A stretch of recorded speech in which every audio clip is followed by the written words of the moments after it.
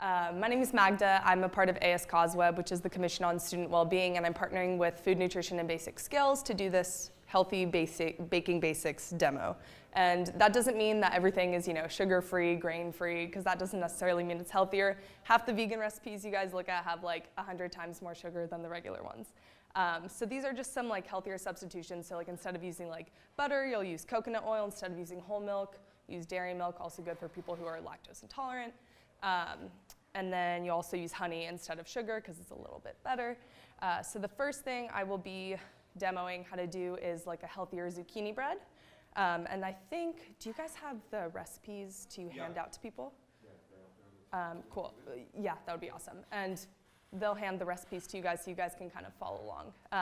So the most important thing, also first things first, is baking is a science. When people say it's not, that's why people are like, oh, I'm not a good baker. I'm like, no, it's a science. That's why you gotta like actually read every little thing. So really important to, when first starting to bake, always have your liquid ingredients separate from your dry ingredients. Makes things a lot easier to incorporate, and just like, it'll save you a ton of trouble. So first, I also went through and measured everything out so I wasn't just awkwardly measuring things and I could actually talk to you guys. So right here I have 1 3/4 cup of flour. Also forgot to mention, just make sure to have the loaf pan, grease it before so that your bread doesn't stick in the pan, and have your oven preheating while you're doing all of this, because you don't want to have everything prepared and then you're like, oh shoot, like I need to preheat the oven, and then that just delays baking, so like why would you want to do that? Okay, awesome. So right here I have 1 3/4 cups of flour, and then to that you're always going to have a rising agent, whether that's baking powder or baking soda. For this it's baking soda because baking powder and baking soda are both, they both work with other things to help things rise, but this is more like helps it spread, while baking powder, that's why that's used in pancakes, makes things puff. So for that we're going to be using 1 teaspoon of baking soda. Make sure everything's pretty leveled out. That's also where a lot of things go wrong. And then we're going to do 1/2 teaspoon of salt. Very important, despite it being a dessert, salt is necessary in every single baking recipe. And if you add too much, it'll definitely be noticeable. Someone can attest to that when I did a carrot cake and I was having the recipe, but I forgot to half the salt, so it was a very salty carrot cake. But hey, it happens. So we're going to do 1/2 teaspoon of salt. And then a full teaspoon of cinnamon. Who doesn't love cinnamon, right? I put that literally in everything. Oatmeal, coffee, you name it. So also a teaspoon of that. And then 1/4 cup of nutmeg. With nutmeg, if you're doing a recipe like this, it's really beneficial to just get it in bulk because nutmeg is very expensive. So usually per little spice bottle, I'm blinking out. It costs around $8, but this you can get for like 50 cents, and especially if you're using literally 1/4 of a teaspoon, it's not worth it to buy the whole thing. Also, if you don't bake a lot, it doesn't make sense to break your budget on all of that. So those are all the dry ingredients, so you just want to whisk those up, make sure they're incorporated, and set them aside. And then for the wet ingredients, that's going to be your coconut oil, so it's 1/3 of coconut oil, and then for this recipe, it's 1/2 cup of almond milk, and you can use any flavored one. You can also use water, but almond milk's better. Makes it creamier. You can also use regular milk if you prefer. Honestly, like you can kind of just like add in whatever you want to this. So you're gonna do that. Like I said before, you're just making sure that your wet and dry ingredients are kept separate. And then 2 teaspoons of vanilla. I never, ever measure out my vanilla. Kind of just like, that's the only thing where I'm like, the more vanilla the merrier, so I'm gonna do it. You're gonna make sure that's all together. And then you're also going to add your honey. So when I'm measuring out this honey, 1/2 cup seems like a lot, but if you think about it, it's for an entire loaf, which if you're like me, I'll eat the loaf in 1 day, but you could save this for a week. And like the good thing about this zucchini bread is it's not overpoweringly sweet, which means you could just like eat it for breakfast, or like if you freeze it, which it's really good to freeze, you just slice it and then keep it in the freezer. You can toast it and then put peanut butter on it or anything. Really, you can do whatever you want. Also, during this entire thing, if anyone has any questions baking related, I'm not an expert, but I can do my best to answer anything you have. If you talk to any of my friends, they know that I don't talk when I bake because I'm just like, no, don't bother me. I have to focus on this. Like, just step out of the room and then I'll talk to you when it's in the oven. But now I have no choice. So make this easier on me. And then also you're putting in 2 eggs.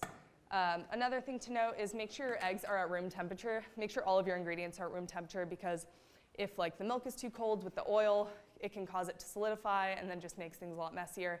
And when everything's at room temperature, just makes the baking a lot easier and more effective. So you're going to mix all of that. And I already grated the zucchini. You're gonna want to have like a medium zucchini. Don't know where the grater went. So you're gonna do that. It's about 7 ounces if you have a food scale, which if anyone bakes a lot, this is really necessary. You don't have to have a million measuring cups, and I really appreciate having one. And when you do grate it into the bowl, make sure you squeeze out all of the liquid because zucchinis are like 90% liquid. So you don't want to just put this in a bowl and then just leave it because then your bread is either going to take way too long to bake or it's just not going to turn out the way you want it to. So I know in the recipe it says to add that to the wet ingredients, but what I prefer to do is to put that in the dry ingredients so you make sure everything's incorporated in that first. Also, you can do this with a hand mixer or anything. You don't really want to overmix breads. That's more of an important part when, yeah? So, sorry. No, go ahead. When you grate your zucchini and measure it, do you measure it after you squeeze out the water or before? Before. Okay. Yeah, just measure it before, and you don't need to have a food scale. It's roughly, I think it says how much. No, I think it's like 1.5 cups of zucchini. But yeah, just pick a medium-sized one, use your judgment, don't pick like a tiny zucchini, and it'll be fine. Like the whole point is zucchini is also like a binding ingredient, so it's very versatile. I use instead of using breadcrumbs, I use zucchini in my meatballs. If no one wants to do the whole like gluten or whatever healthier alternatives. Okay. And with this, it doesn't have to be a really smooth consistency because it is zucchini bread. Nothing's gonna be perfect. It's probably gonna crack in the oven at the top, like usually they crack when you're baking it, and then you're gonna add in the zucchini. Make sure everything's incorporated.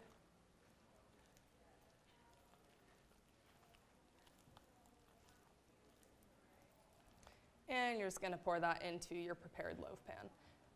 Measurements are really, really important when it comes to pan size as well. So make sure you have a 9x5 inch because if it's too little, it's better to have a too big of a pan than too little because if it's too little, it'll spill over and no one wants that. It won't be servable, to say the least. So just put that in your loaf pan and then bake it for 55 to 60 minutes it says, but what I recommend is kind of checking on it after an hour because since there's so many liquid ingredients, it will likely take about an hour 20 for it to fully bake. And then you're just gonna wanna let it cool in the pan and then take it out and let it cool just like on a cooling rack or on a plate, whatever.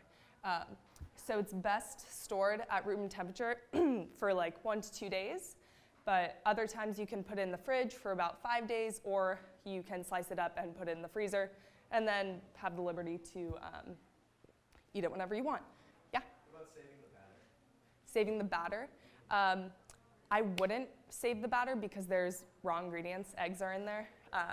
So just make sure you're baking this on a day that you actually want to make it. Saving it when it's baked, totally fine because everything's already made, but yeah. Raw batter, not really a good idea. Same thing, they tell you don't eat raw cookie dough. This batter is really good. And to save myself the embarrassment, I'm not gonna eat it, but I totally would. Half of that would just I would be eating that. So I'm gonna let you guys try this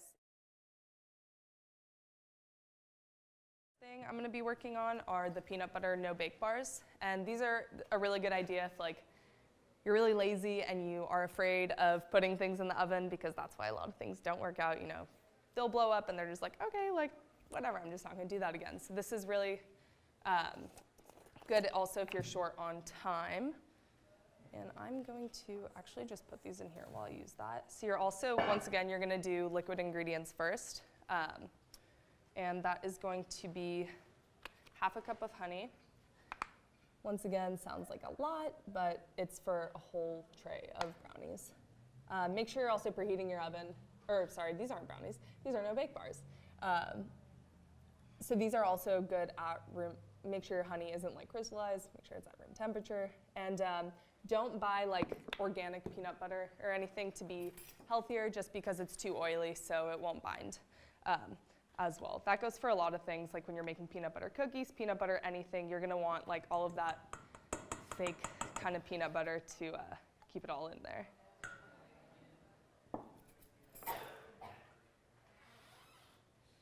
And you're gonna do a whole cup of this peanut butter. Make sure you also have an 8x8 inch pan. Really cheap, get them anywhere. I get all of my stuff off Amazon, or all of my birthday presents, Christmas presents are just cooking things. So I have my parents and friends have a very easy time deciding what to get me.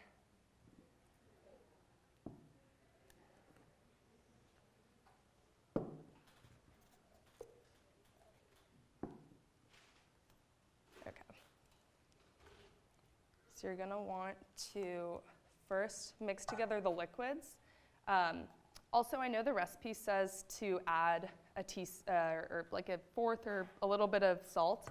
Don't bother if you're getting the store-bought one, just because it already has salt in it, so it would likely just make it a little too salty. Would you be able to grab the things from the fridge there in the first one? Yeah, thank you. And you see how this is like a really thick consistency? You're gonna wanna add about 4 tablespoons of coconut oil into this, just so it's easier to blend all of the oats. And if you couldn't tell, I really like coconut oil there. It's in every single recipe, so it makes things a lot easier.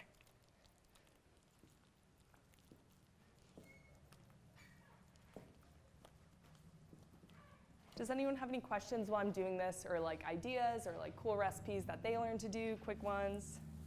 I don't know, does anyone bake here on the regular? Do you have anything you like to bake?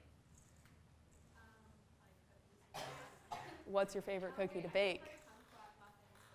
Kumquat muffins? Yeah, like lemon poppy soup, but like kumquats. Are like the kumquats really tedious to deal with? That's what I thought.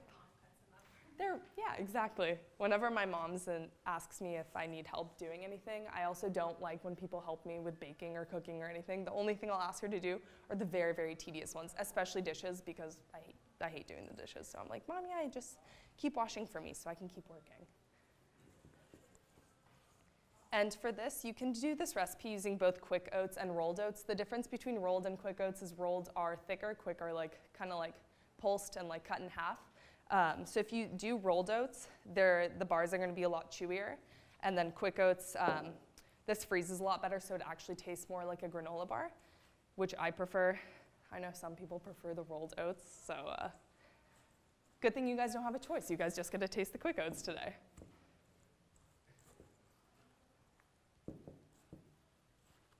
Also, all of my friends know when I'm really stressed because I'll just bake like every single day of the week. I think last week I did what? Like, Riley lives with me. How many things did I make? Like 5? Yeah, at least 5. Every day. I was like, try this, try that. So she's tasted these things probably about 1 million times. You could just set them on the thing. And then just make sure everything's incorporated. There shouldn't be any leftover peanut butter. Oh, does anyone have any allergies? I totally forgot to ask. Is anyone allergic to peanuts? Great. Peanut butter is my kryptonite, so I had to stop actually buying peanut butter for myself because I would sit at the table and just eat spoonfuls, and then next thing you know, it's all the way gone. And people are like, you know what, that's like a healthy addiction to have. I'm like, not really, not if you're eating the whole damn thing. Okay. Make sure you just press this into the pan as evenly as possible. And since it's no bake, just let it set in the freezer for 30 minutes if you're in a rush, but you can just leave them in the fridge for a few hours. I personally like leaving them in the freezer because it just gets a nicer, firmer consistency. And that is that, a really, really quick recipe. Anyone can do it.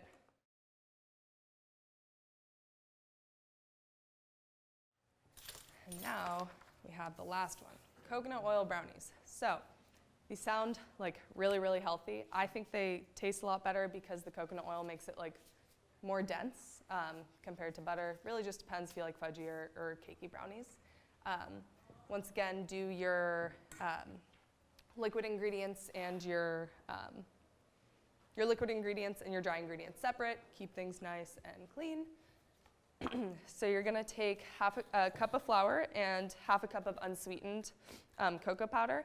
Sometimes if you're reading recipes, it says like Dutch processed or regular cocoa powder. The only difference is like the alkaline level in them. Don't worry for this. That's only, I think, if you're making like really fudgy, dark, like special desserts, which I'm not making right now, so it's fine. So I usually just get the Hershey's brand, really easy. You're also gonna add, this isn't necessary, but I prefer it just because it gives like a little bit more of a coffee flavor, obviously a tablespoon of espresso powder.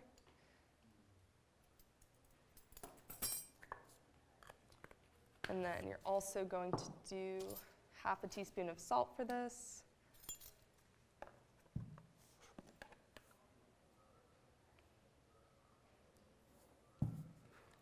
And those are all of your dry ingredients.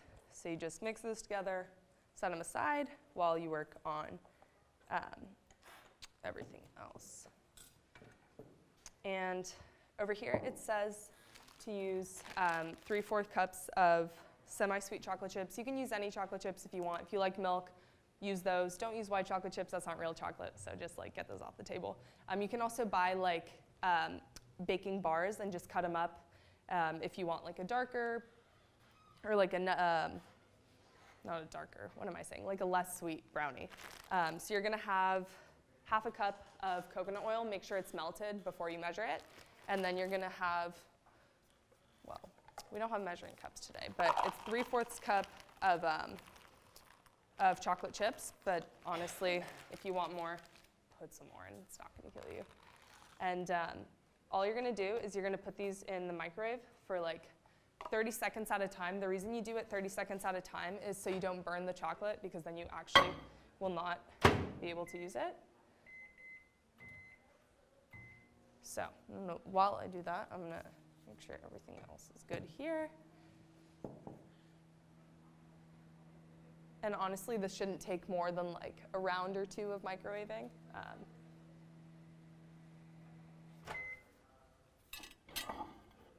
Because if the coconut oil is already melted, it'll make everything a lot easier.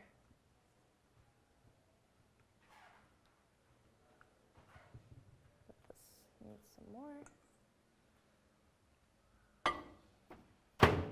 While I'm doing that, I can also put mix the eggs and the sugar together. That's just so you don't have any granules of sugar left over in your batter. Makes it a smoother consistency. I figure that for this, it's a lot easier just to use a mixer. But if you don't, get your workout in and just add everything in here. Also, we're doing 3 eggs for this one.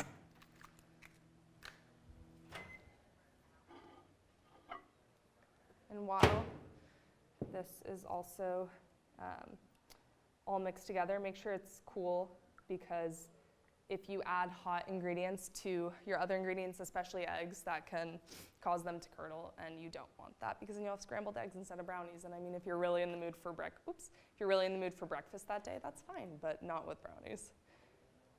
That's something I've always had a huge fear about when I'm making like custard, because you have to like boil cream and then add in the eggs, and then it's like once it starts like congealing, I always think I'm turning it into scrambled eggs, and I'm like, well, there goes my creme brulee.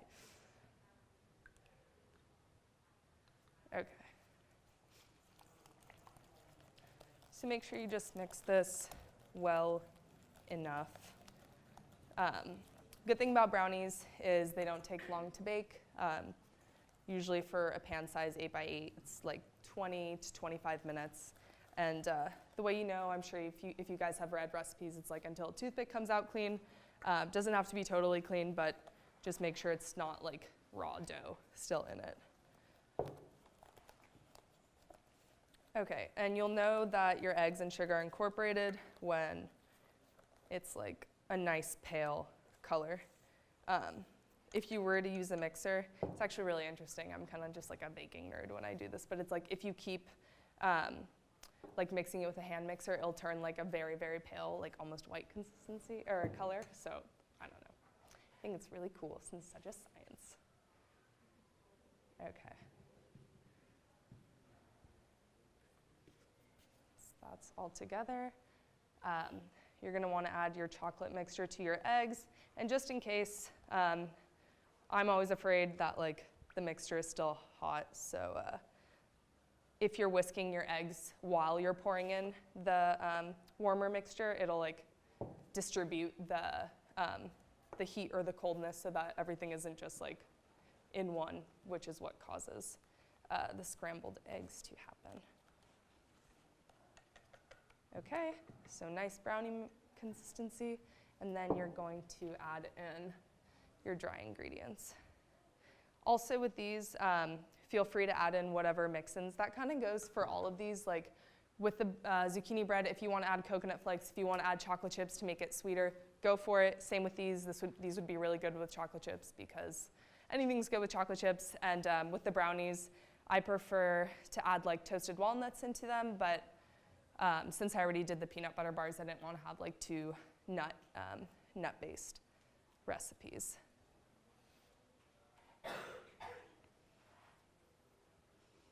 And obviously, I'm a very messy baker, which I didn't know.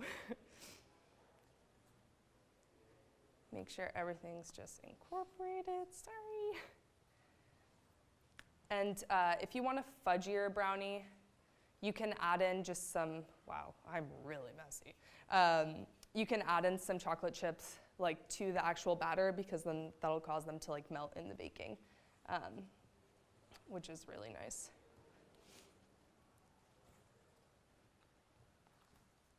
And just make sure that there's just no streaks of the flour cocoa mixture and that everything's incorporated. Also with brownies, if you guys didn't notice, you don't need a rising agent because they're just flat, so they'll stay in the pan, they don't grow much. Okay, and that's what it's supposed to look like. I'm sure everyone just like wants to try it because I do. And then as with baking in any type of pan, make sure you grease it beforehand, but since I already baked this before, it's fine.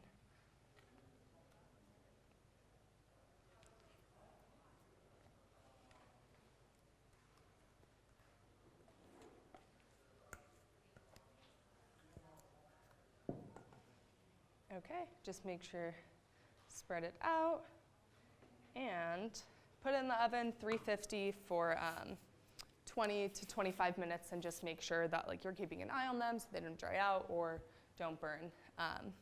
And yeah, and that's the third recipe.